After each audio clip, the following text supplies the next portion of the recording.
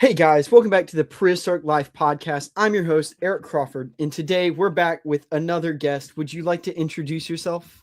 Well, hi, I'm Dr. Kelsey Jenkins. I'm a postdoctoral fellow at the Smithsonian National Museum of Natural History. And yeah, thanks for having me. The basic question that I start off every interview with is, what is your favorite dinosaur? Oh, God. Can I be honest that I haven't thought about that in like 5 years? And I should actually have like an answer to that immediately. Um, Probably pachycephalosaurs. I just think they look cool. But yeah, I don't really do dinosaur research, and every paleontologist gets asked that question, and I should actually have an answer to it. So, outside of dinosaurs, then, what is your favorite prehistoric creature? Oh, now we're getting into the good stuff. So I mostly work on early reptile evolution. So I tell everyone to imagine every single reptile they can, like turtles and snakes and crocs and even dinosaurs. I study the grandpa that unites all that stuff and like the stuff going up to that grandpa. So there's like lots of cool little guys leading along the way in the Permian. So we've got things like captorinids, which are small, but some of the first herbivores. Same thing with bolosaurs. They're herbivorous too and have like these crazy teeth. And yeah, it's just like a whole assortment of little dudes that are doing lots of cool things. So, what brought you into that? Why did you choose to go in that direction? I think I got lucky. I always knew I wanted to be a paleontologist, but like, I think at like 10, you don't know what that really means. Like, what does your day job actually look like? And so I started in museum collections working on mammals, and I kind of knew that just wasn't the right thing. And then when I started my master's, I emailed my master's advisor and was like, I know I want to work in the Mesozoic. I don't want to do dinosaurs. I don't want to do mammals. And so he just sort of handed me a reptile project, me not realizing if I don't want to do dinosaurs or mammals, this was what I was going to be left with.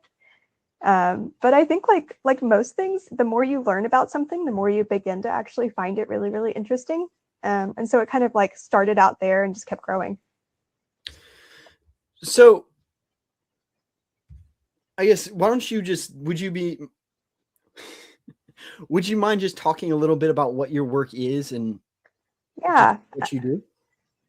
it's kind of all over the place at the moment. Actually, that's not quite true. It feels all over the place because that's how science works. So I mostly work on early reptile evolution. So that's a lot of phylogenetics, where that's the science of sort of figuring out who's related to who. And so I work on early reptiles, which is mostly going from like Carboniferous, Permian up into the Triassic, when we start to see like our modern groups of reptiles begin to evolve. What I think is really cool about that time period, it's actually when we see things begin to evolve really efficient sensory systems. So I've sort of taken a step back from phylogenetics and sort of moving into like more sensory evolution stuff. The way I think about it is, if you think about the first like tetrapods crawling onto land, you're dealing with a whole host of problems like, breathing air and not desiccating in the heat of the sun, and fighting with their own gravity of like their body weight, right? So the time period I work on, it's when things have really gotten past that initial hump and they're walking around on land perfectly fine. And so you can begin to fine tune everything about yourself and become really efficient at being on land. So to me, that means sensory evolution, like the first evolution of high frequency hearing, or the ability to smell things on land, or even like chew plants and things like that. So they're interacting with the earth in like a brand new and super dynamic way. So that felt like long-winded. I hope that was the answer to the question. So, how does the study of these Triassic stem tetrapods fundamentally reshape our understanding of the transition from creatures coming out of the water and going onto land? So our I mean, it's a little outside of my area thinking about the stem tetrapods going onto land. It's like, when we get onto land and we're looking at things becoming stem reptiles, I mean, we're actually seeing transitional forms that bring us from like the water-based system to the efficient land-based system. So these things are already on land, but because they're playing catch up, we actually can see those like discrete steps in the fossil record, in their bones, that tell us that they're on their way to becoming very, very good at whatever they're about to do. So, what would some of those steps, or I mean tells, or whatever you want to call them, what would those look like? What would they be? So like, let's take the ear, for example. As mammals, we have three teeny tiny little ear bones, and that's something that all mammals have. And most mammals can actually hear really, really good. And part of the reason we can do that is because these bones are very small, and that allows you to pick up high frequency sound waves and transfer them from the outside world to the inner ear. Now, if we look on the reptile side of things, during this period of time, we have the same ear system. It's simpler. It has one bone. It's called the stapes. But the same rules still apply. If this bone is small and narrow and skinny, you're probably going to hear really well. And so what we see in reptiles today, there's a broad array of reptiles, and many of them hear pretty decently. And they have a small, slender ear bone. And so if we go back into the fossil record, one of these tells is the evolution of that ear bone. So if we look at our earliest tetrapods, this bone is big, bulky. These are things that are living kind of, if not in the water, very near to the water. And that bone's not really being used for hearing so much. And then when we get to our crown reptiles, they're very long, narrow, skinny. And so these tells in the middle are basically showing us the progression from going from big and bulky to really long, narrow, skinny. And if we look at every sensory system, there's probably a tell along the way that tell us how we go from the very efficient system to the kind of derpy system that we saw 350 million years ago.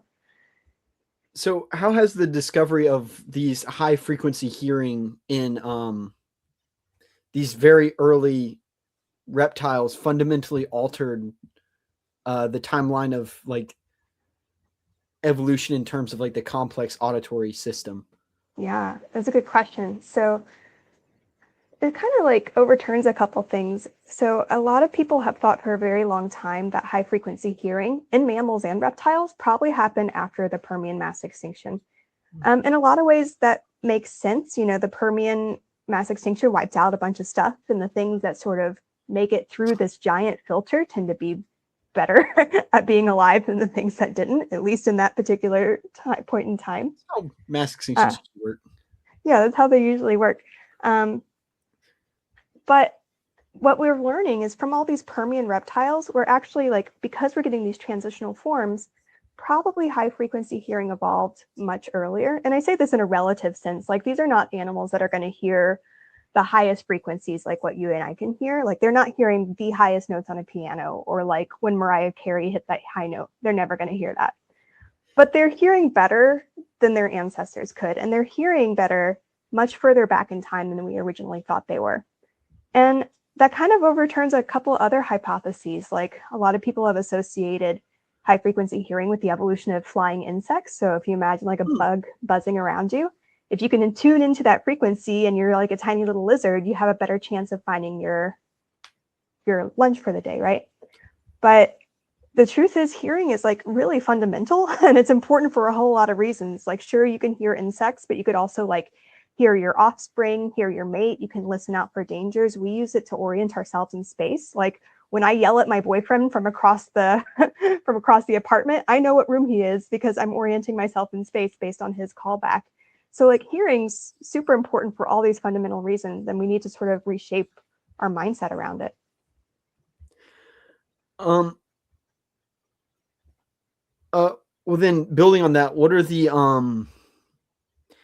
during the time of a mass extinction, what would the benefit be of gaining that higher frequency hearing as opposed to just kind of leaving it to die as a trait, if that makes sense? Yeah, it does. I mean, anytime there's something that's going to be really beneficial to an organism, as long as they mate, reproduce, and pass on those genes, it's probably going to stick around. And I think hearing, we think of this idea of fitness, and that's not getting buff. It's the biological definition of fitness. We make more offspring and thus our genes continue to carry on.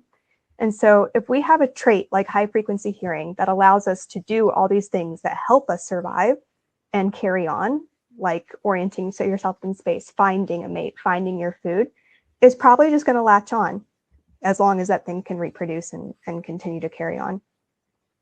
So does the morphology of the inner ear in these early reptiles suggest a specific ecological niche? With inner ears, yes, there's actually been quite a lot of work on modern groups of reptiles. And when I say modern, this is still Triassic, but they're like the first members of, say, crocline or your lizards and stuff like that. We see a lot of differences in the inner ear morphology, the shape of it, that tells us if something is burrowing versus swimming versus like walking around or even flying. Like once birds evolve, the inner ear does all this crazy stuff. Now, my focus, though, has been more on the middle ear and seeing if we get the exact same trends. Preliminary data said for a lot of cases we might, and that could actually be really useful for when we have a fossil and for whatever reason we can't look at the inner ear. Maybe it's crushed, maybe it's not fully preserved. If we have a second proxy by way of the ear as well, we can still make these inferences. And that's actually useful for Permian stuff because a lot of stuff doesn't ossify really well. So it's actually super important we have this extra little proxy. So how would like looking at it visually, how would you tell if it can like experience high frequencies, if an animal could experience high frequency sounds? Yeah, and it's still like in general terms, like I probably can't give you like the frequency they hear, but if something's like long, narrow, skinny, almost like a toothpick, you're probably going to hear pretty decently. And then I actually study like the ear in a whole bunch of lizards right now just to see what these different animals are doing. And there's some lizards called amphisbaenians. They burrow in the ground, and their stapes, it's like, how do I explain this? It's almost like the shape of like a saucer, and then there's a teacup on top. So it's like that whole shape is kind of like stubby. If you imagine it as a good ear, that's probably the worst metaphor I could give you. But you know, there's a lot of sort of like these proxies of short stubby versus long narrow that people in my field tend to skew towards. So what is the primary bone that you use to kind of within the ear to determine hearing capacity or hearing capability? Yeah, so in mammals, we have the three. It's the malleus, incus, and stapes. We also know them as the hammer, anvil, and stirrup, if you remember from, say, like undergrad or high school biology. In reptiles and amphibians, it's a little bit simpler. It's just the one bone, it's the stapes. But it's interesting that like mechanically and biologically, they follow very similar rules about like shape and size and how well something can hear. So that being said, what are the risks of like over interpreting hearing capacity based on just the stapes alone? Oh yeah, like I think we're reaching a danger zone in some of our papers lately.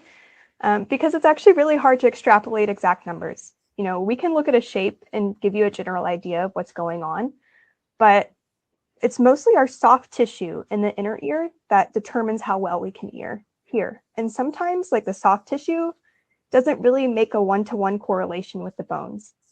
And so you may guess something hears, I don't know, a frequency of 15,000 hertz based on the bone. And then you actually get the soft tissue, it could be much higher or much lower. And then you could have another animal with the same shaped bone and it hears a completely different frequency. But still generally in the ballpark of high versus low.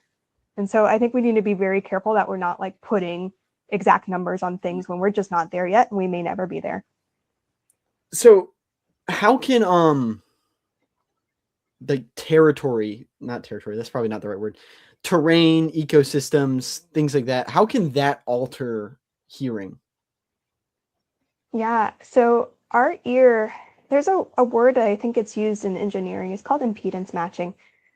So our inner ear is all liquid and we're hanging out in the air. So when we are hearing, our ear bone has to impedance match between the air and the water, like make things match essentially.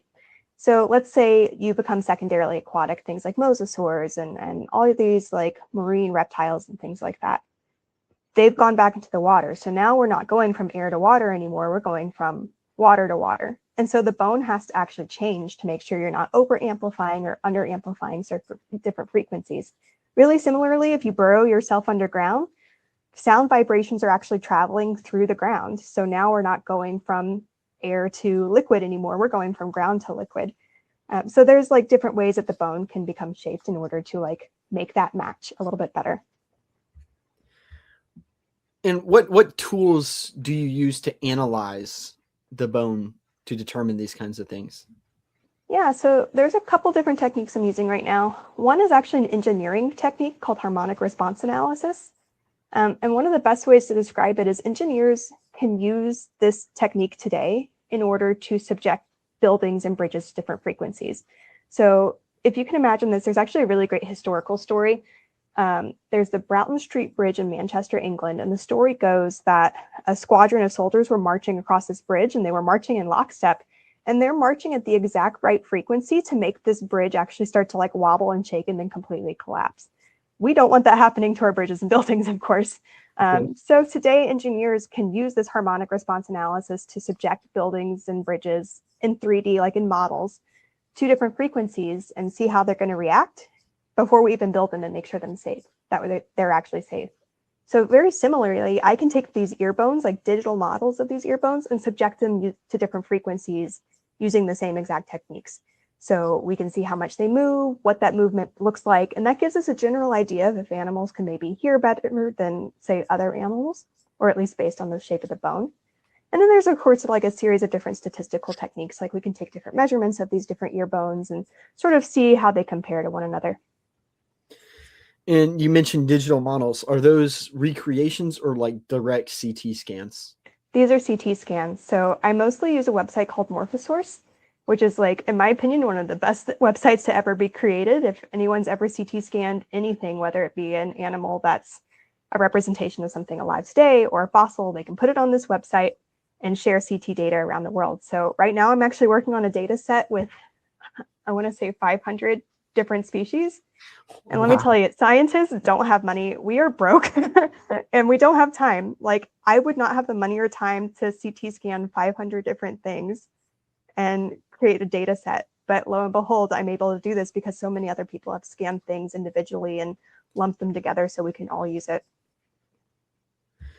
So in what ways has like these high resolution CT scans changed the interpretation of fossils that were previously thought to be like well understood? Yeah, I mean, now we can subject them to, say, these engineering techniques and see how they behave physically, which is just not something you can do if you're holding a model and holding a skeleton or a fossil in your hand. Of course, we don't want to wiggle things on our fossil and potentially break them. But of course, we also have things, bones within the skull that we can't see, just if we're holding the specimen in our hand. So we can see all the bones that would create, say, the face or the top of the skull, but there are bones inside the skull that, say, cradle the brain, bones that are involved in hearing, of course, and we just can't really see those with the naked eye. So having a CT scan of this allows us to digitally dissect all these fossils, causing no harm to them whatsoever, which is kind of magical. And then we could take those bones and subject them to a whole series of different types of analyses, which is really just, I'd say in the last 20 years, it's really revolutionized our field. And building off that, aside from just like physical tests that you wouldn't want to perform on actual bone, what are some other things that CT can tell you? Generally, like getting a good look at anatomy. That's kind of the primary reason I use it, just to see things we've never seen before.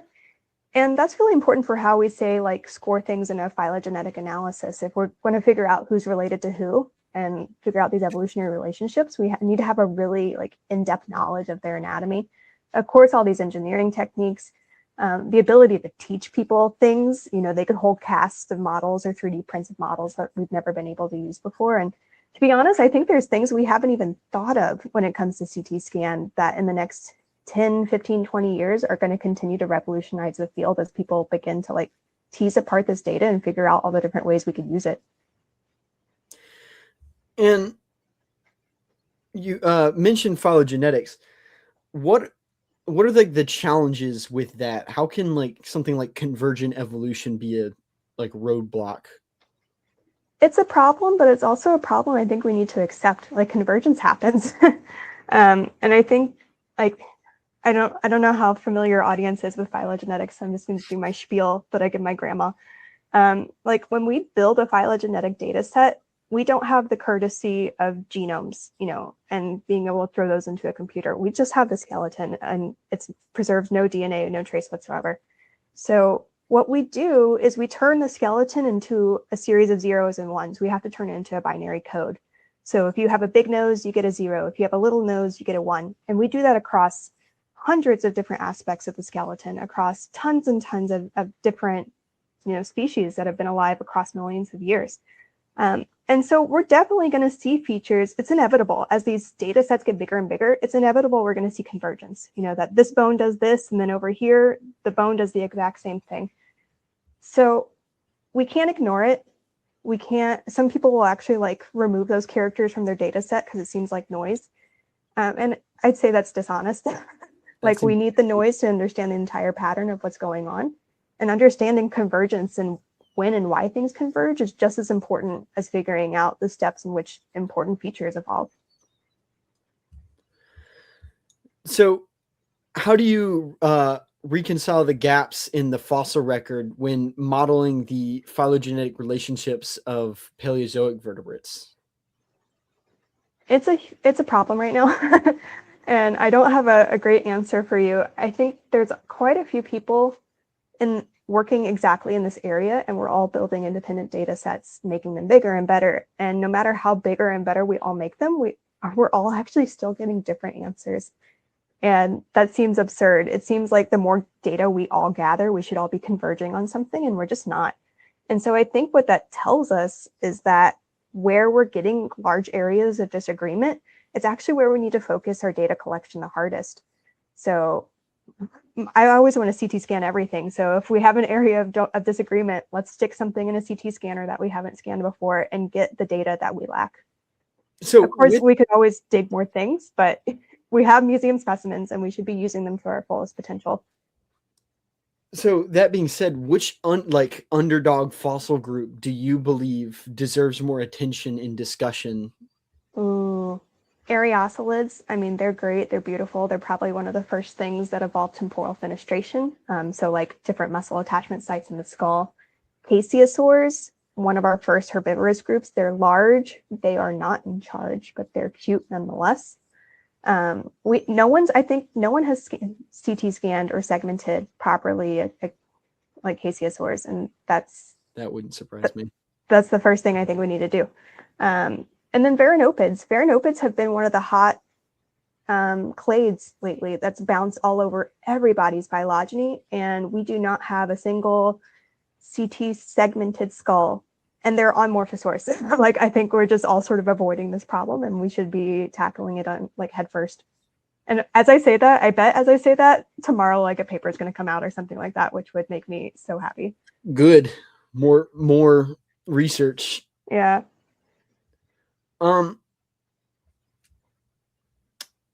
If we found an early ammonite with a transitional ear structure, what other anatomical traits would you look for to confirm its position on like a tree? So there are definitely traits we would look for early amniotes, but generally speaking, I tend not to trust a lot of traits individually.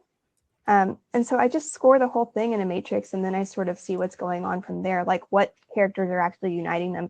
And that's the thing, is because we're in such an area of disagreement between all these people looking at the same problem, a lot of these characters are not lining up in the same spots and places.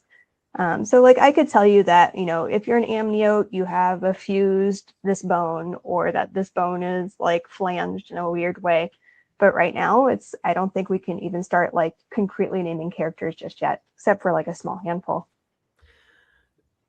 So in your analysis, how do you handle homoplasy, specifically the independent acquisition of specialized features in parareptiles and diapsids?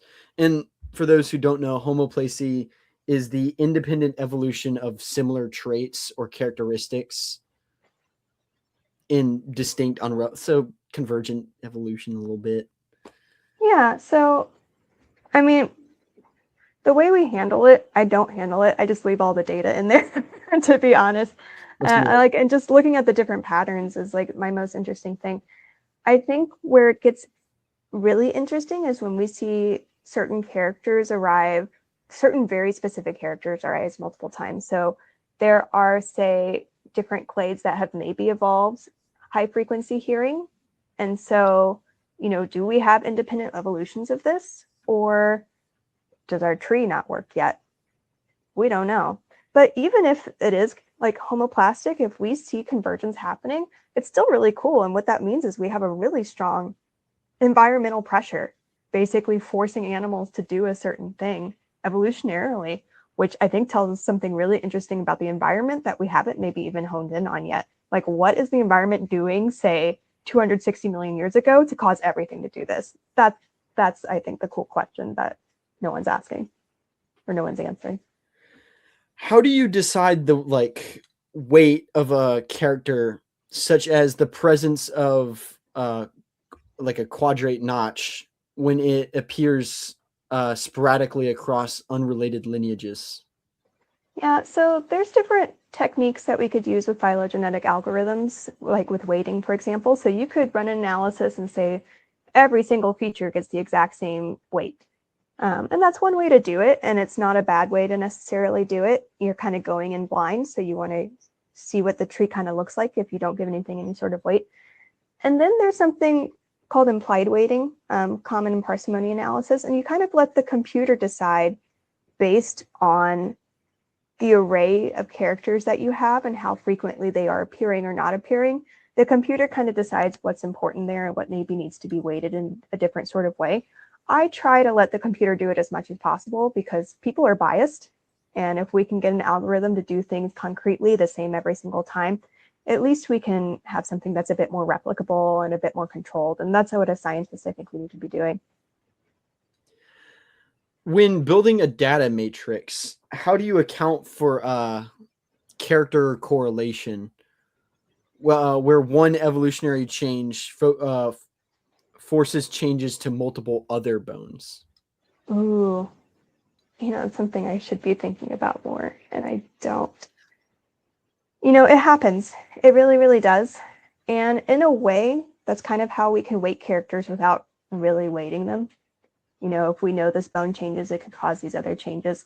And so that does give some features a sense of weight, but at least that weight is based in anatomy and not me deciding arbitrarily what's more important than something else. And I mean, in regards to that, what are some, I guess, examples of that? Yeah, so we'll stick with your examples because that's what I know the best. If we see the evolution of a slender stapes, that main ear bone, well, that probably means that you have evolved an eardrum. And so if the eardrum has evolved, then it's very possible that the quadrate is going to be shaped in a way that frames that tympanum. So, or that eardrum. So we have these traits that are definitely correlated with one another. But which came first, which one's really influencing the other, it's actually kind of hard to tell. So I keep them as independent characters. And that's just like one particular example. What is the most unstable group in current early Ooh. amniot phylogenies? In what specific and Amniophylogeny is so messed up, man. what specific fossil evidence is needed to anchor them? Would be Yeah, anchor them. I think in the last 6 years, I'm going to say Varanopits have been like the most unstable. And for a really long time, everyone thought they were stem mammals or pelycosaurs, what we call them, early synapsids. Pick your favorite term, that's what they're going to go with. And these stem mammals, supposedly, have been jumping onto the reptile side in the last couple of years on a few different matrices, which people really didn't like at first. It sort of overturns a longstanding tradition. But the data says what the data says. And then as we see independent people, including myself, making matrices that like tackle this thing, they still turn up in weird places. Like I just ran an analysis last week where I ran a series of them, and sometimes they end up on the mammal side, sometimes they end up on the reptile side, sometimes they break into two different groups, and some of them go with mammals and some of them don't. And I don't know what's going on there. I think they're probably our most unstable right now. It's interesting. I mean, if they're breaking up into two different groups, couldn't that be, in their appearing sporadically on both sides, couldn't that be indication that they are breaking up into two separate Potentially. groups? It's very, very possible. And I don't make up my mind on things in a, how do I put this? I don't care where anything goes, but I care that we get the right answer. And as long as things are bouncing around, we don't have the right answer. And I don't just mean that for me. I mean like all like the 5 or 6 independent people working on this are all getting different answers. And so I have no horse in this race in the sense of I don't care where anything goes, but my horse is that we get the right thing. How does your work address the long-standing debate over whether parareptile reptilia is a true morphological group or a paraphyletic grade leading towards another clade? Yeah, I find them as a paraphyly. I actually don't even like the word parareptile anymore. I think, if we have a paraphyletic grade, we shouldn't be given it a name. And the thing is, it's not even, depending on whose analysis you're looking at, it's not even properly a grade. Like you just get some clades over here and some clades over there. I definitely don't get them as one big parareptile clade, and that's kind of an agreement with 2 or 3 other people who are running these kinds of analyses right now. So it's probably likely. And I say parareptilia is something that was born out of much smaller matrices that existed 20 years ago. And that's not to say that there's anything bad about these analyses. They're our starting foundation. It's just we've built larger data sets since. So that being said, what was the test that what are some of the tests that kind of determined that? So it's just running our phylogenetic analyses. There's no really specific test. I mean, there are some folks that will say run an analysis and then switch a few things around and say like, hey, if we try to force parareptilia to be a group, here's how many evolutionary changes would have to take place. And that's quite a lot. So is that reasonable? Probably not. I've actually never personally run one of those tests. I probably should. But it looks like regardless, a lot of us are not getting that as a solid clade anymore. In cases where dental morphology suggests one relationship, but basic cranial anatomy suggests another, how do you reconcile the conflict? How do you kind of determine that? I don't think we should be separating them out. I've seen a lot of people make matrices based on just dentition. And sometimes that's all you have to work with, and that's understandable. But if you have the whole skeleton, including the teeth, you should be using the whole skeleton. We should not be ignoring data whatsoever, because it could be, in some cases, teeth could be uniting a clade rightfully, and in some cases, like the bones of the ankle could be. So if you were using teeth all the way through and not looking at the ankle, for example, you could very much be getting a wrong answer. And if we think about teeth, in some cases, teeth can be extremely diagnostic, especially like people looking at human evolution. Looking at the number of cusps and when they are is extremely important.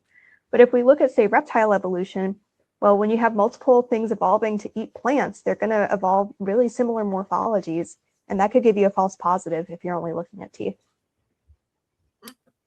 How is the impact of like ghost lineages or long periods of time where a group must have existed based on the tree but has no fossil record on your confidence in specific phylogeny? It's always going to be a problem. And I think for that reason, as much as I harp on, I just want the right answer, I think we're kind of never going to know the right answer, because there's always going to be some ghost lineage that's doing something that's going to cause a degree of uncertainty. There are definitely clades of, crown reptiles and stem reptiles that are more problematic than others in terms of ghost lineages. Choristodeers are one. Choristodeers just like pop up in the Mesozoic, and we don't know if they're crown reptiles or stem reptiles. And if they're stem reptiles, that means we're missing a ghost lineage going from like the Triassic to the Cretaceous, and that's really, really huge. But it's just something we got to deal with. And I'd love to say, like, let's just keep digging and find more things, but that's not always going to fix the problem. Could you talk just lost everything there. Could you talk about the difference between a crown reptile and a stem reptile? Yeah, so if you imagine every reptile alive today, your lizards, your snakes, all those are crown groups. And if we unite them by their common ancestor, that's the crown clade. And so if we think of this in the metaphor of a tree, there are lots of things that get caught in the branches, like dinosaurs are caught in these branches, so they're crown reptiles. If we think about the things leading up to that blossoming tree, those are the stem reptiles. And crown versus stem, they're technical terms and they kind of just like depend on your frame of reference.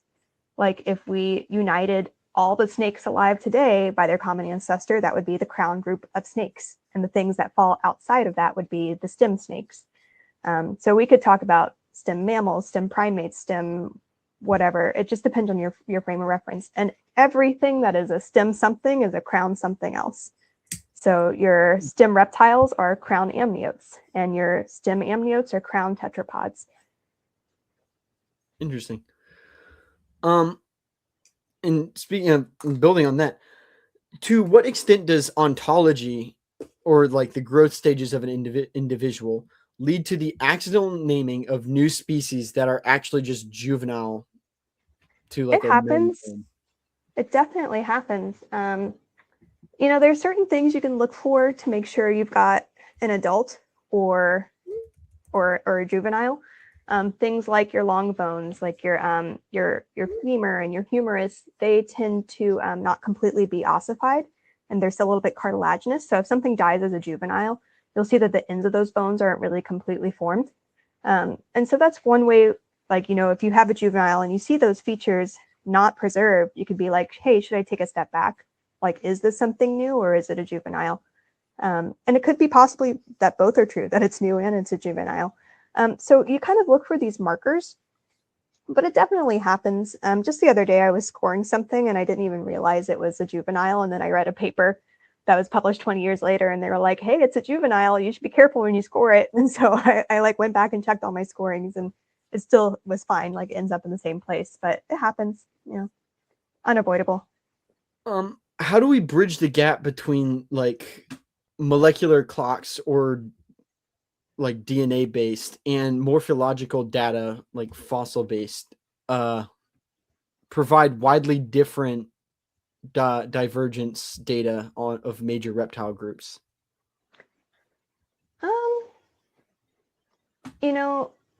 Some of these gaps aren't as bad as I think people think they are. There's some gaps we're never going to be able to fill because that would require, let's say, I don't know, if molecular dating says something should be 350 million years old, but the fossil record tells you 320. But the thing is, we've never found the rocks that are 350. So it's very possible, something was alive at 350 and we just haven't found the fossils yet. But we are finding some things. A lot of people are actually, or there's a really wonderful group that's working on a lot of ichnology. So the study of, like, say, footprints and skin impressions, basically all these trace fossils. And they're finding really cool evidence of traces of, say, early amniotes that are kind of agreeing with molecular clock data. So we're used to like looking at the bony record, but there's actually a whole series of other trace fossils that could give us some of that data that we're looking for. So it means sort of keeping your eyes open to new things, taking it with a grain of salt. Like, you should always have a healthy dose of skepticism when you look at like very amazing data. But being open to that, I think, is a huge part of it, of reconciling those things. How else can wait, I have one more thing to add to that because it's so important. Sometimes genes evolve like crazy. So if we also want to reconcile things, we have to reconcile things not just on the fossil side, but on the molecular side too. Like, if you're looking at genes that evolve at weird rates, it could give you crazy dates. And I don't do molecular, so I don't know the best way to fix that, but there's a healthy dose of skepticism that should be on both sides, really. How else can trace fossils affect phylogeny? I think dates are probably the big thing. I don't think I would score trace fossils, say, in my morphological data set unless it preserves some decent evidence of bone impressions too. I don't know if anyone's done that. That would be really cool if someone did. I mean, the obvious thing is like, okay, we're trying to figure out when snakes first exist. Okay, we don't have them at this point, but we have like a trace fossil of them. Yeah. So like, it would be super cool. With something like snakes, here's me going out on a limb, and I will probably never attempt this, but I think it'd be cool, is most of our morphological phylogenetics, our data sets are built on bones. And that's like, obviously, because that's what we have. But if we say incorporated data on scale patterns, scalation patterns, things like that. And like some animals do have really distinct like scale shapes.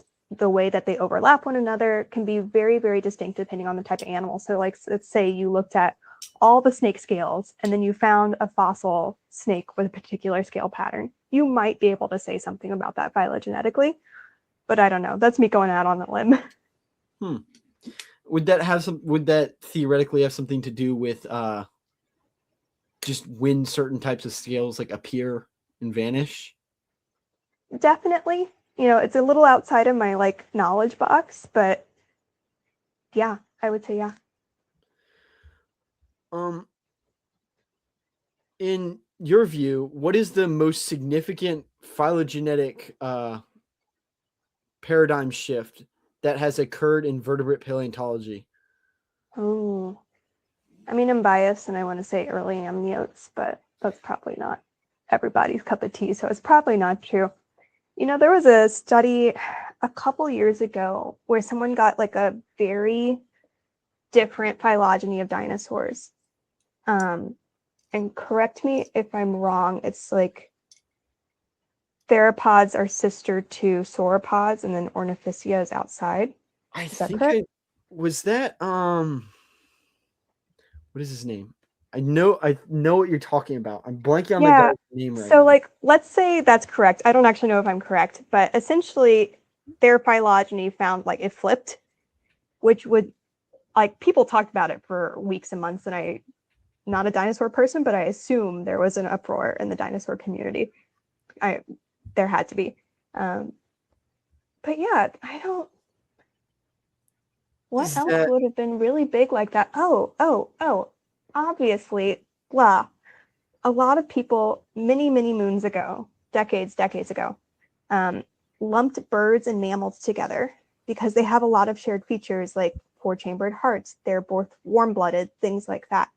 And so it was actually the advent of computer like phylogenetics that put a stop to that. And now we know that birds are dinosaurs, which are reptiles, and they are not mammals' closest relatives. Birds are reptiles. We're all reptiles deep down. We're all just a fish. Was that Cooper? I think that's Cooper. I wish I remembered. 1985? No, it was even more recent. I think I was a master's student when this came out. So that would have been like 2015, 2016. That must have been Barron or Barron. That sounds right. That sounds right, yeah.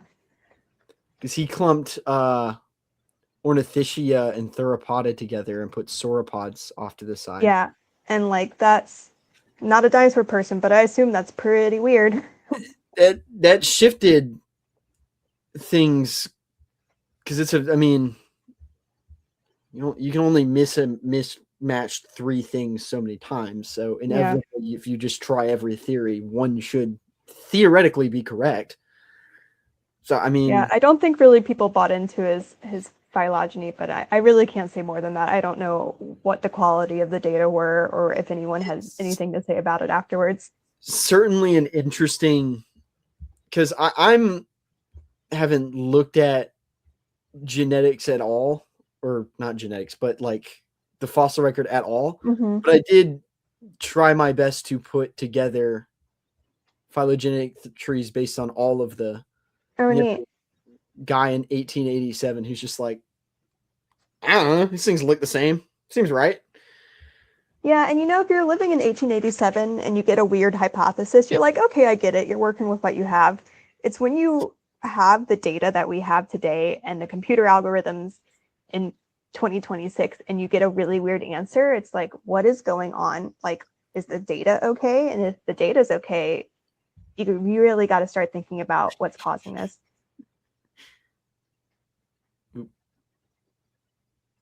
I think you froze out there for a second. Oh, can you still hear me? All good? Sweet. And it is funny because like reading an old paper from like whenever everything is like all the sciences are like first starting, you're like, huh? Man, and like you could like write about a dream you had and you're like, I think lizards are kind of birds, but only half of them. And that would be in the National Academy of Sciences. And I like today, I couldn't put that in a blog post, like that's like the quality of stuff we have learned since then and the checks and balances that we have developed in science generally to make sure the stuff is quality is, and oh God, and that's not to imply that people from the 1800s didn't know what they were doing. There are some beautiful, beautiful Oh, papers absolutely. still highly citable today that But were it's written also, hundreds of years ago. they're like paving the road. If you don't know what Yeah, you're doing and you don't have anything to stand on, it's trailblazing. Yeah. you're just like, okay, yeah, you're like horrendously wrong, but also like, hey, you literally started it. I can't get mad at you. Like, Yeah, and you know what? A lot more people had stuff right than I think we oh really yeah, give no, them credit absolutely. for. It's very It's more right than wrong. especially with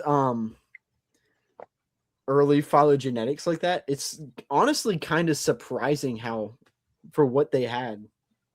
Just very A lot of it's really like it sticks, and maybe one clade is out in a weird place, but like they're working based on like their vision, and they're just going off of vibes, and their vibes are usually correct. you'd always do the I think it was with Darwin with barnacles where he's like, you know what? I don't really like these things. Yeah, Really, I don't address them. They're not real to me. And it's like, they make no sense. They don't work in my tree. We're gonna let someone else figure that one out. just start doing that with every species but like two, and then you're like, yeah, my phylogenetic tree's right. It's just Yeah. like if you could find a single specimen to resolve one specific branch of the amniote tree, which node would you choose to illuminate? Oh man, turtles. Someone's had to have talked about turtles by now, right? We have a couple of really nice stem turtles, but we don't get agreement about where they land across morphological trees. There are most molecular trees find them as sister to archosaurs. So turtles and crocs are each other's closest relatives. But actually, if you look at the whole series of publications on molecular data, there are quite a few that don't get that relationship either. So I mean, it's not set in stone. I recently got my morphological tree to get turtles as sister to crocs. And that is a rare thing in morphological phylogenetics. I know like 2 other people who have gotten that before. But like most people just get them all over the place. So if you could find one really nice stem turtle, and we have a couple, but if we could just find like 1 or 2 more to really flesh out that branch, I think we'd like be gold. Especially if you look at just like the skull, because they're like diapsid, if I'm not mistaken. Right. Diapsids, but like you don't see it. Yeah, it's like their hole is gone like up and through their skull. Yeah. And it's really like weird. I can't even explain. It's something we call evolutionary overprinting, and they have evolved such a unique and weird morphology that it's actually overprinted any signal of relatedness to other groups. And so that's why it's so important we find a stem turtle before that overprinting has actually occurred, so you could like piece together the stepwise transition. What would you look for then? Definitely skull changes, like the way that their temporal region, like the area where the muscles attach the jaw to the skull, have undergone like significant changes. Palate has a lot of really beautiful data that like just phylogenetically, like maybe it doesn't say anything particularly interesting. Well, that's not true, but like that's just so much data that it would probably even out a lot of things. And of course, like the brain case, the bones that cradle the brain evolve really, really slow in comparison to a lot of the other bones in the skull. And so when there is a change, it's significant, and it usually is very like important phylogenetically and can help us group things together. And so if we find that the brain case looks more like something like, say, a croc, that would be like hard-hitting evidence that those things are really closely related. Because I mean, it is kind of interesting because if you look at like a crocodile and then like a T-Rex, you're like, they're not like here, but like I could see some connection. But you look like a turtle in anything, you're like, what are you doing? Like, why did you do that? Turtles are like the weird cousin that comes to the family gathering and then just kind of like chills Yeah. in the corner. And like the problem isn't just the skull, like the evolutionary, like what the shell has actually done, their whole carapace and their Mhm. plastron, it's overprinted basically the entire skeleton. Like if you need to fit your arms inside of a shell, they need to evolve to look a certain way. If you need to get your head inside of that shell for protection, your neck vertebrae need to do a particular thing. And of course, like the ribs are just like they're wacky because they've become a shell. And so there's almost no character that we can use phylogenetically to like lump this group of turtles with anything else. Turtles are just, and I mean, whatever they're doing, it's working because they're still Yeah, alive and thriving. So, I they mean, made it 230 million years. So so how do you address you mentioned brain cases earlier. How do you address the like missing data problem when the most phylogenetic informative bones like cases are crushed or missing in key specimen? yeah, I mean, we just can't get past it. You know, those end up being data that we just can't gather, and that's really unfortunate. Of course, like CT data is the best way we can address this. We take the things that aren't crushed and we get as much data as we possibly can. You know, and that's always easier said than done. Not every CT scan is like straightforward. Some of them are really, really hard to process. But you know, that's just like the name of the game. Like if you're going to be a paleontologist, you're going to have a lot less data than you ever wanted. You're gonna have you're gonna have a lot of data, but then like 95% of it will be just like crushed and obliterated, and you're just Yeah, or like just completely like useless, you know, like, oh, I don't need to score that thing again. I don't need to score my 800th tooth of this Yeah. one specific specimen. So, would there be a way to figure out how to uncrush something then? Yeah, there's quite a few people who are getting really, really good at doing exactly that. We call it retro deformation. So let's say if something is crushed brittly, like if you take a pencil and you snap it in half, you could see where the two ends would meet and you could just like put them back together. It's when things are like plastically deformed, like if you say bent a paper clip, you can bend it back, but you're never really going to get rid of the kink that you've created, right? There's always going to be like something funky about it. And so that requires a bit more sculpting and a bit of artistry. And there are some very talented people doing that kind of thing. But in my opinion, you're always going to have a little bit of, say, like a kink. Or if you're influencing the specimen with your own artistry, you could always have the potential that you're adding information that shouldn't be there or deleting information that should be there because you're like influenced by how pretty this thing should look. And so I tend not to do that. I played around with those pieces of software. It's actually very similar software to what like Disney and Pixar use to animate things. You know, so it's kind of cool that people in our field can use this kind of technique, and actually people have gone on to consult on Pixar movies because of it. And that's a dream, right? Like next time there's a cute animal, get a paleontologist to like tell you how it should move in your Pixar film. But you know, like you just got to be a little bit careful about when you apply that to science. And like you were saying earlier, if you do somehow get that not croc, you get that stem turtle, and you got to reshape its brain case, and you're just like, I'm gonna just make it look like a croc case, and then solve all our problems. It's Yeah, kind of and that like, would be a big no-no, right? I don't even know how you could properly like the bones of the brain case are just kind of weird and they're awkwardly shaped.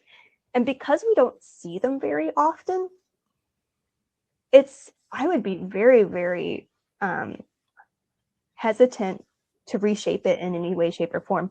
Like we see the other bones, like you know, you've seen one frontal, you've seen them all. Like you've seen one prefrontal, you know what it's kind of supposed to look like. But we just don't see brain cases as often. So if you had a bone like the prootic, like half the time I don't know what that's really supposed to look like. Not to mention there's like internal anatomy for the inner ear tucked within that bone. And so you could end up causing a lot of lumps and bumps that just like wouldn't make any sense. how has like,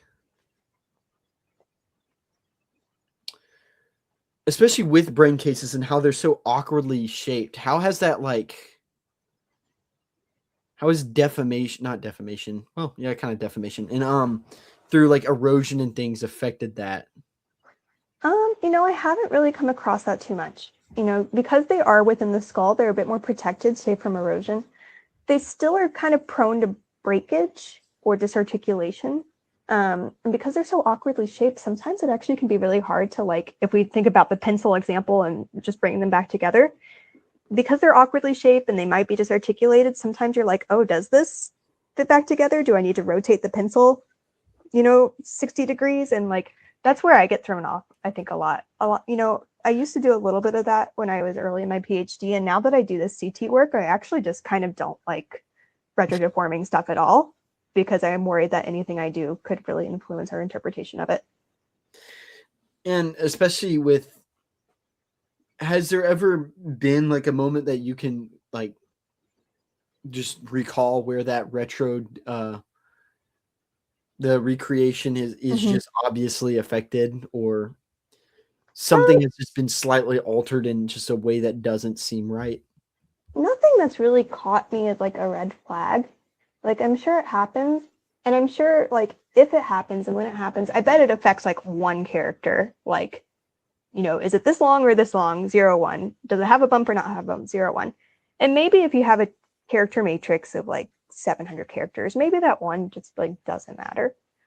It's probably not going to be a huge influence on something, but there's always a possibility it's affecting more than that.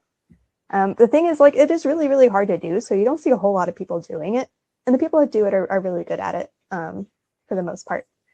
And a lot of the times when people retrodeform stuff, they're not necessarily always doing it for phylogenetic purposes. They might be doing it for, say, a biomechanical analysis, in which case they're pretty careful about like not showing you where the bones start and end. Instead, they might just show you the whole skull. So you would never interpret that phylogenetically, which is actually kind of like circumvents the problem.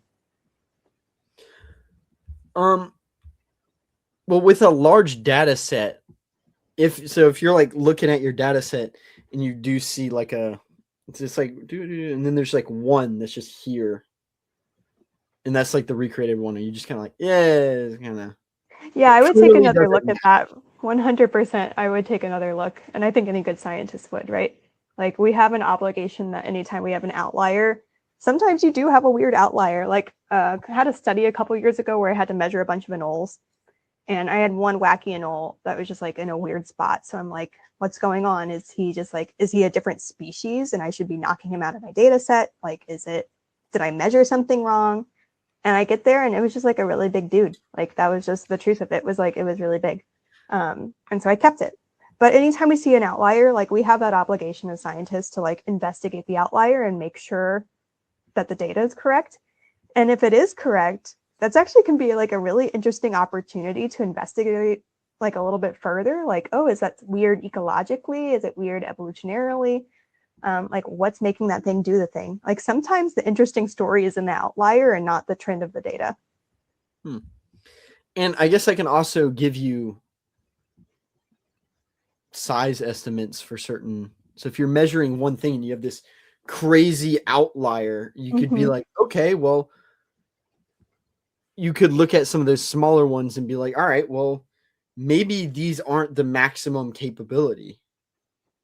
100%. Like, and we use that too for a friend of mine was doing a study on Eurypterids, like the sea scorpions. And the study was like, we found a giant claw, like bigger than any claw that we've ever found. And it's definitely this thing. So like, we can look at the smaller guys and look at the trend line. And if we have a claw this big, and we know from the trend line that if this is this big, then the whole animal is like gigantic. You can actually make some really interesting inferences about like body size. And, if you have a really big guy in your ecological community, that says interesting things about the environment, that they're able to support an animal of that size. I know that's kind of how they do sharks usually. It's based on the tooth, or measure the tooth and you whatever formula, and it gives you the. I don't know it off the top of my head, Yeah, but man. I know it's Shark a thing. people, they're doing the hard work right there. It's like, yeah, look at this complete reconstruction from this one tooth. Huh? Like, Godspeed, man. I would never, but Godspeed. Yeah, Megalodon's actually a big hammerhead. They don't tell you that in school. With a data set of 590 illustrated characters, how do you handle character dependency, where one evolutionary change forces scores in 10 other categories? Yeah, well, the update is that the character set is much, much larger. So we're pushing on 700 characters right now, which is the more data, the better. And so, yeah, there's going to be dependent characters on that. That's just unavoidable. If we're assessing the entire skull or the entire skeleton, like there are going to be things that are correlated with one another. And maybe those correlations are really important. You know, maybe that helps us understand what those relationships are a little bit better. Or maybe they're correlated, but not strongly. So we can determine the steps in which a particular feature evolved. So I think I mentioned earlier about like the ear and its evolution. You know, so like the stapes could evolve to be skinny, and then the quadrate becomes bowed, so it can like help that tympanum or form the border of the eardrum. So did those things happen at the same time, or did one happen first and then like the other one followed? So yeah, if we have these correlated traits, they could be impacting like our analyses, but maybe they're impacting it for the good, and maybe it gives us some really interesting information about the steps in which those correlations happen. And that could also be able to score, not score, but place each specimen within a specific. Exactly. Because, I mean, I think one of the biggest misconceptions about evolution is it's just like, not a correct example at all, but it's just like otter turn into wolf. Like, just one day it's otter, next day it's wolf. It's like, no. You would have there's like a step, you know. You would have like individual where it's like slowly forming into it. Yeah, actually, can you pull up the otter and the wolf? Because that's a really great example of like correlated things. So the wolf, perfect. The wolf has this really large, like beautiful crest on the back. It's a sagittal crest. And that crest, it serves a purpose of attaching the muscles that attach to your lower jaw. So it makes sense that as we see changes in the size of that crest, we might also see changes in the jaw because they're affected by the same muscle, you know. But we score the top part of the skull and the jaw as a set of totally different characters, right? You know, but that doesn't mean that they're not important and that we should score them together. They might actually show us some really interesting progressions about how jaw muscles change if we score them as separate things and the order in which they change. Especially with it's also, I know it's difficult because you can't just do limited. You should like, you want as many categories as possible, if I'm not mistaken. Absolutely. Because if you're just like, well, we're just looking at the sagittal crest and the jaw, and it's like, okay, well then is a gorilla? Yeah. So like you need the whole thing. So you have to do like, okay, elongated nose, eye shape, orbits, these things, all kinds of things like that. And I mean, building off that, how do you determine transition like groups? Oh yeah, so like how do we know it's a dependent character? Like should be in those like lumps. There was an interesting set of papers in the 90s kind of about this, about like sort of the philosophy behind the different algorithms that we use for running a phylogenetic tree. And if you think about, like I talked earlier about equal weights and implied weights, if we weight every single thing equally and we get a tree, we have now a general idea of how things are related. And now that we have that general idea, we can be influenced to make characters that sort of match that idea. And it's a bit of circular thinking, and it can get really sort of screwy really quickly. But if we know, you know, this guy's related to this guy somehow, we can track certain characters and build the dependencies from there. And so when we rerun the analyses, maybe with implied weights this time, or again with equal weights, we now have a series of characters that solidify that relationship a little bit better. Sometimes that's appropriate, sometimes it's not, and it's something you have to be so careful about. The thing about me building my data set is I've developed a lot of characters myself, but a lot of the characters that I've assembled are historical characters. And so there's been many minds before me that have determined the validity of a lot of these characters. And so it's kind of one of the first times that we've assembled all of them into an entire data set of its own. And of course, I've gone through and assessed the validity myself and made sure that we're not, you know, doing something weird or have something that shouldn't really be in there. But it's kind of taken a load off, and it's sort of like the standing on the shoulders of giants. Like we should be building on our data sets, and it saves us a lot of time if we don't have to recreate everything from scratch. with the weighted and unweighted, could you theoretically weight a specific trait to see a phylogenetic tree based on one specific trait? Oh yeah, I haven't had a reason to do that yet, but like you absolutely could. And I know there are people that do that, and it can actually be really, really like a really interesting way to see how particular features evolve that are particularly important, say ecologically or behaviorally. Like ears, I'm always going to say the ear example, but say like evolving like sagittal stance or like a upright stance from parasagittal stance, like all these things that are very correlated and very important for understanding how animals move and navigate their entire landscape. You could definitely do something like that. What would some of the downsides to that or major effects on the data or the actual formation of the phylogenetic tree? Yeah, anytime you like put too much emphasis on one character, you could do something wonky. So like, let's say for right now, as much as the amniote tree is messed up across multiple different data sets, most of us are still getting multiple evolutions of, say, a high frequency ear. And if we put a ton of emphasis on that character and then ran our analyses again, it's very possible we would find that this evolved once because it's sort of lumping all these things together based on that one character. So it's like something I would not recommend, let all the data sort of come together and speak for itself instead of, you picking and choosing what's important. That can have, there's always the possibility that has a lot of bias and that it won't work out properly. Um, what did your taxon exclusion experiment reveal about the pull that a single highly specialized specimen can have on an entire tree? Oh yeah. So with that particular, like just to provide a little more context, I kind of harped on already a couple times that we're all getting very different results across the amniote tree. And it makes you wonder, like, if we're all sort of growing our data sets towards this one problem, why is everything so different? Like it shouldn't be, especially as our data sets get bigger and bigger, they should be converging on an answer. And so if our data sets are getting bigger and bigger with more characters, that means the problem is probably the taxa and that we're maybe not including all the things that we need to do. And so what I did was a series of experiments by excluding different taxa. And every time you remove something, particularly if it's very transitional, very important, you get a weird tree. And so it's kind of to highlight the importance of, hey, if you do weird things with your taxa, if you're not including everything that you could possibly include, you're going to get a weird tree. And it's very possible that the reason none of us agree on any of the results right now is because we're not looking at the full picture. You need as many taxa as possible, even if there are gaps. We're going to fill in the gaps eventually, but we can't even recognize the gaps if we don't include everything. When you say your data sets don't match up, how are you comparing them?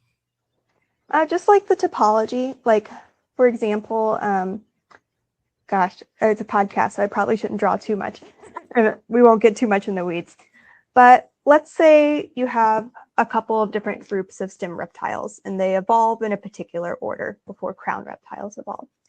And we have a very traditional idea of the ways and the order in which these things evolve. And then you get other analyses that say, hey, this one didn't evolve first, this one evolved first. And you're like, well, that's not too big of a deal. But then you bring in, say, like a group from stem mammals, and now stem mammals are over here. And like none of us are getting like the differences are so large, and they're so discordant among all of our analyses that it really doesn't make any sense. It's not like one weird clade is flip-flopping, and that would be acceptable, and that happens. It's all of these clades are like shuffling a deck of cards, and they're ending up in sort of random places at times. What could be doing that? I mean, I think it's the taxon problem, and that was probably like the driving force behind me running that experiment, is if we are not including all the taxa, if we include only weird groups and not including like all the groups, the analysis only has the data it can work with, right? And so if you're not filling in all of the data, sometimes it has to draw some weird lines between things that wouldn't normally exist. Whereas if you had all the data, well, then it could potentially draw a line over here that would connect it properly. And what do you mean by like just like weird groups? Oh, my Versus weird groups, these are the ones that like end up in weird places. Like we talked about things like varanopids earlier, and they're just like flopping everywhere. And so to me, they're a weird group. Like they're a problem. Like where are they supposed to go? okay, and then I guess the just other ones are like, okay, cool. All we've run this data set 80 times amongst ourselves, and this one is consecutively in the same place every single time. Yeah. Like we have some things that are very like consistent with where they go. And so like we have a good idea. It's like these 4 or 5 other clades though that are ending up in weird places. And sometimes when they end up in weird places, they knock around our consistent guys, you know? How do you reconcile the different uh, can't speak topologies? Yeah, yep. Produced by Okay. Bayesian inference versus maximum Yeah, that's a parsimony. tough one too. So there are 2 main algorithms that we play with, and they're Bayesian and parsimony. And you could do like, you could tweak the knobs on any of these, but like at their core, these do very different things. Parsimony is based on the principle of parsimony. It's the idea that the simplest answer is always probably the correct one. Occam's And so razor. when we build an evolutionary tree, what that ultimately means is we're trying to find the least amount of change, the least amount of evolution, because that's the simplest answer. And so something evolving 1 time would be a lot simpler than something evolving 3 times. And that's how parsimony that works. Bayesian, it's a little more complex, and it basically looks at the entire array of data and says, based on the layout of this data and what we know about the rate at which things evolve, the rate at which features evolve, the times in which these individual animals lived, we're going to mush all of that data together. We're going to call it our priors. And based on the priors, you get a tree. It's way more complex than that. And that's like my simple, like explain to grandma way of doing it. And the thing is, because you can incorporate so much more data with the Bayesian analysis, like you can actually incorporate the ages at which these things were alive. More data is usually better. Because you can do that, a lot of people really, really are growing to favor Bayesian analyses. But that doesn't mean it doesn't have its own problems. And some of those problems are resolution. Sometimes it assumes things might evolve faster than they actually do. It's incorporating those rates of evolution that I think actually bothers quite a few people. Parsimony, though, it's based on the simplest answer is always correct. And while that sounds nice, sometimes the simplest answer is not correct. Sometimes you get things evolving multiple times because the environment did a crazy thing and put a lot of pressure on a lot of different groups of animals simultaneously. And so you would think if you have all this data, like giant data sets, and you're testing it with all of the tools that you have in your toolbox, again, we should be converging on the same answer, on the right answer, but we're not. And so if you have Bayesian and parsimony, which are people's like 2 favorite types of analyses, and they don't agree, we have a huge problem. Because what people are going to end up doing is picking their favorite tree, publishing their favorite tree that tells the most interesting story, and it might not be correct. The interesting story might not be the correct one, but we have no idea of knowing which one is actually correct at the moment. Is there a way to in between them, kind of combine them in some way? There might be, and I am just not smart enough to do that kind of math to do it. And I think like I'm not the only one who notices this is a problem. And there's probably going to be a movement in the next 10 years to hopefully work on these kinds of algorithms and see like what would be the most appropriate. Because especially during I would assume like specific events would be uh Bayesian, and then like other just times of peace, if you want to call them that, where there's not a mass extinction or Hmm.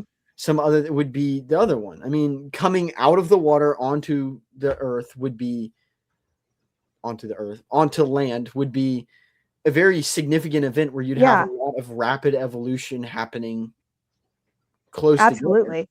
But then, like, okay, once you're on land, you can kind of slow it down a little bit, determine, okay, well, I go into plants, slowly get larger, slowly get Hmm. smaller, get quicker, get slower, fly. I mean, but Yeah, then and I mean, there are aspects of Bayesian that do cover some of exactly what you're talking about. It's, and I just don't know enough to like look under the hood of the algorithm and tell you like what's going on and if it's appropriate and if it's actually doing just that.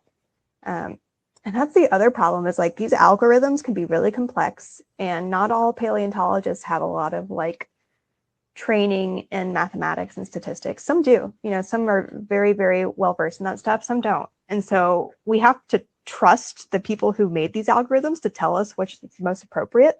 And the thing is, if we all had the training to look under the hood and figure out what's going on there, maybe we'd be a lot more critical. And we've kind of just like stuck our foot in two camps, and we don't know why we're actually like why am I rooting for this team when I don't actually know what the algorithm does?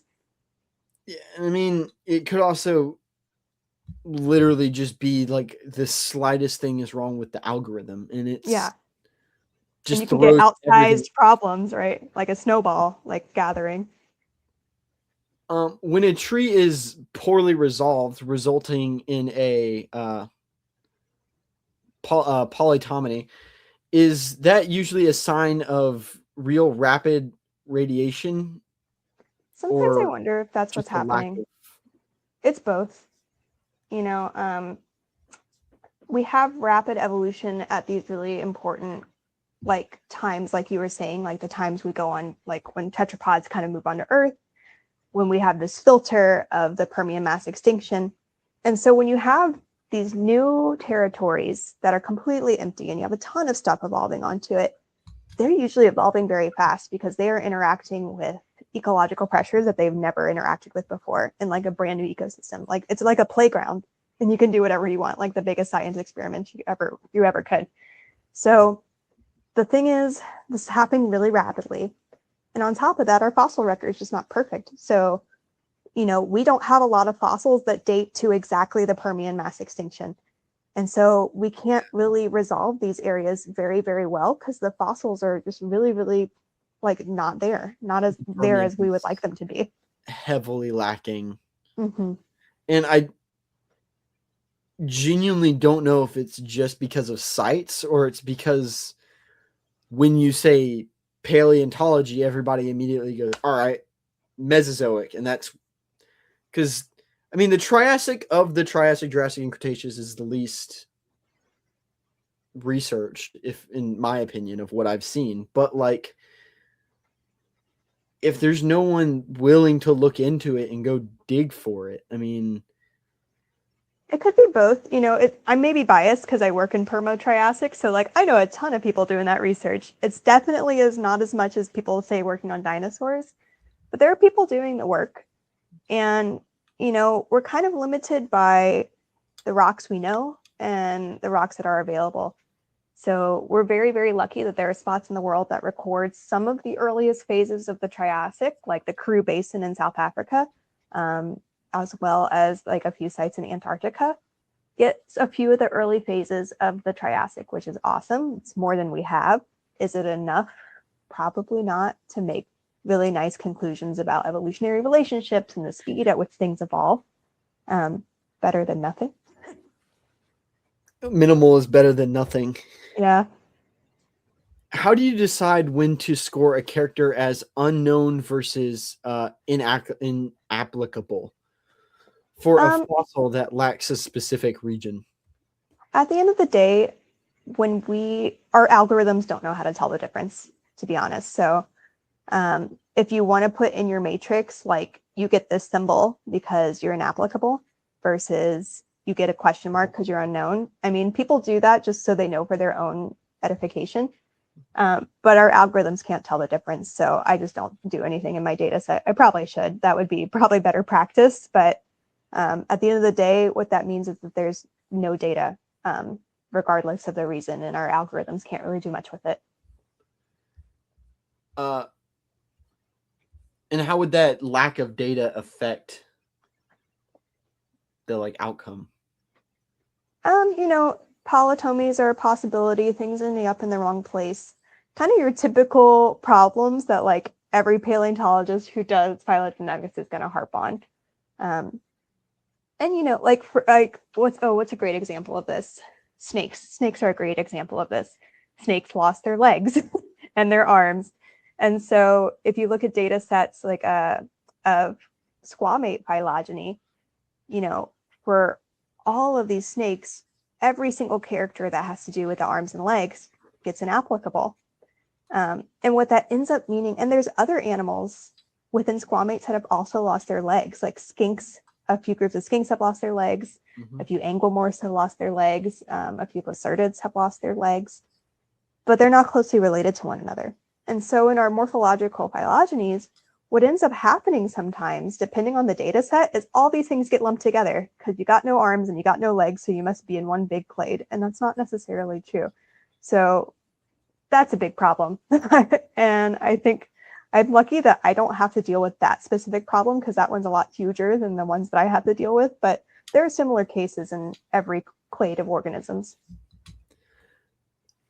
Is Reptilia as a clade becoming more or less inclusive as we add more Paleozoic taxa to our matrix? Depends on how you define Reptilia. So I define Reptilia as the crown clade, so that is just the living lineages and the things tangled up in their branches, like once we unite them by their common ancestor. Some people would call Reptilia like the whole stem plus the crown lineage. So, it kind of doesn't matter which one you use as long as you define it when you're working, because it's a kind of a source of confusion.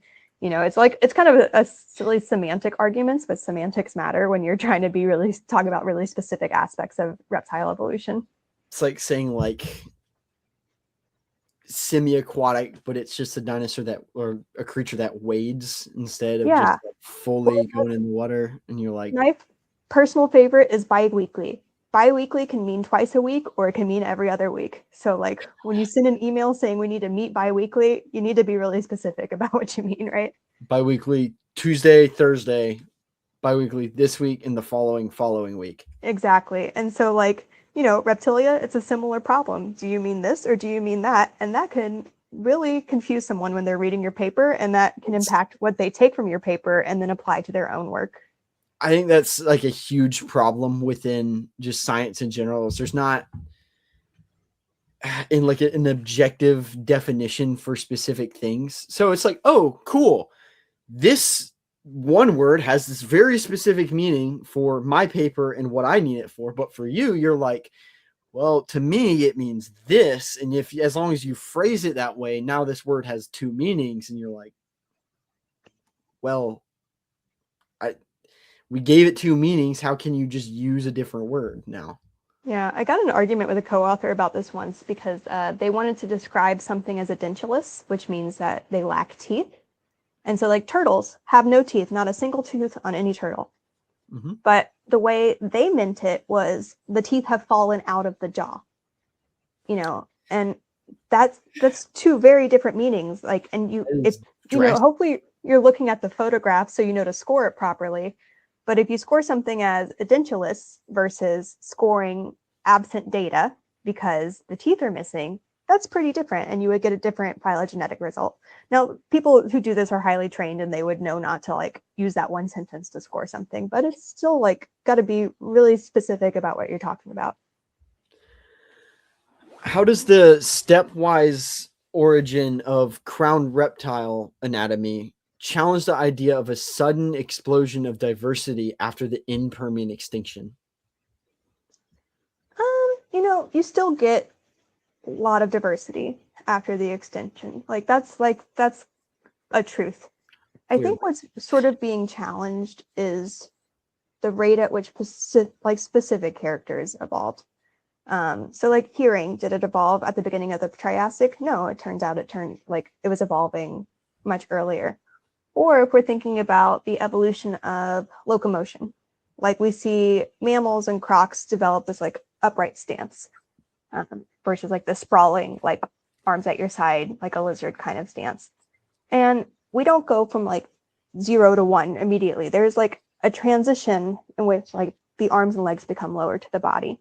And so there's a lot of discussion about like when did these things actually evolve versus when did animals that have these features become abundant. And so like these features are probably evolving slowly, in different lineages in the Permian. But it's the things that make it past the filter of the Permian mass extinction already have them because their ancestors had them and they become abundant. Like those were good features for them and they're doing great. And especially with the opening of a mass extinction. So like, cool. Let's try some stuff now. in the Permian is what, 97% of life or whatever? Yeah, it's hard to like pinpoint that on land. Like on the oceans, it's devastating. And then on land, like because our fossil record's so patchy, some people will say like 90, 70? some people say 70. It really doesn't matter. It's still a huge filter. Like the vast majority of life on Earth is just gone. So yeah. literally anything alive is like, cool, I can just start from ground zero in anything and just be fine. Yeah. And it also like, it could be a coincidence. Like, let's say, pretend scenario with me. We have a mass extinction that kills everything but one species. And that one species has all these features. Did those features help it survive and thus it made it? Or is it just like it happened to survive? It got really lucky. And so all the offspring now have all these features. I think about sharks versus like Dunkleostes. Mm-hmm. Shark, like in my opinion, sharks just got really lucky. So now we have sharks instead of like Dunkleostes ancestors. It could have been the other way around very easily. Here's my my conspiracy theory is probably deep in the ocean, like somewhere in the Marianas Trench, there is one little placoderm like still alive and hanging out, and we just haven't found it because it's deep over the floor. And that's my conspiracy theory. Placoderms are really cool. I'm very sad that they don't exist. Maybe they do though. Welcome to my TED Talk conspiracy theory. I'm really sad that they don't exist abundantly. But at the same time, I'm very grateful. The ocean's already scary enough. Yeah.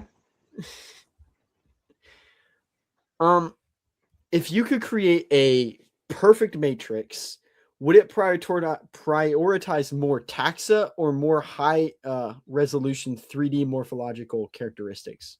Ooh, can I pick both?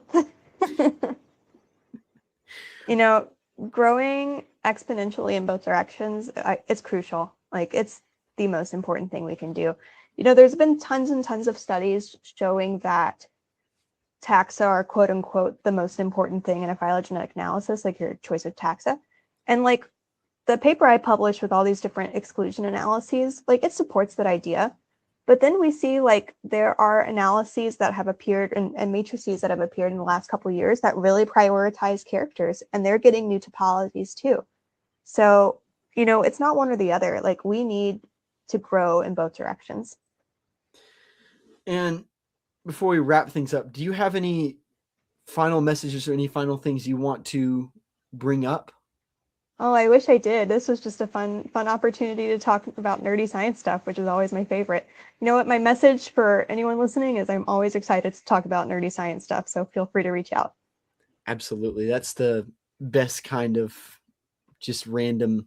I always love doing this because it's always just like, cool, let's just like go on a random rant about turtles. Yeah, why not? Like turtles are and you never know what you're going to learn from these conversations. Like, you've asked me questions today that I'm like, I should look that up or Google that. And it keeps you fresh and it keeps the science fresh and it keeps you from stagnating as a scientist if you have to like answer questions you've never heard before. Especially in, how do I word this? in certain aspects, some scientists get, not pointing at you, but just in general, get very egotistical with their work. You can definitely see it within certain regards, and they're just like, well, since I'm this authority figure in Triassic worms, who knows, just some random crap. They're like, why should I bother researching, like looking up what other people say? I'm the authority figure. And it's like, It's that's how good you to build your be database. it's good to be bold and like try to bring your data where you've never gone before, and it's also really good to be humble, because if you Yes. don't come around and do the work, somebody's going to come around and do the work eventually. So like this work will get done. It's just a matter of like who comes along and does it. Who would win? Win in the next 50 years. Well, it was an honor having you on. I always enjoy bringing just interesting people and interesting guests Thank on. you. If you ever have research that you'd like to talk about publicly, shoot me an email. I mean, I'd love to have you back on. Well, great. Thanks. Yeah, I'll definitely do that. But I guess, do you have any like final message, a short motivational rant speech that you want to give Oh for man, follow anybody? your dreams. My mom told me to follow my dreams, so that's what I'm doing. And dreams can be hard, but they're rewarding. At least I think so. Nothing that you truly want will be easy to get. Yeah. But thank you so much for coming on and taking time out of your day. Yeah, thanks, Eric. I hope everybody watching this enjoyed the episode. If you have any questions, feel free to comment them down below. I'm sure she'd be Oh yeah. very thrilled to answer them in the comment section by some chance.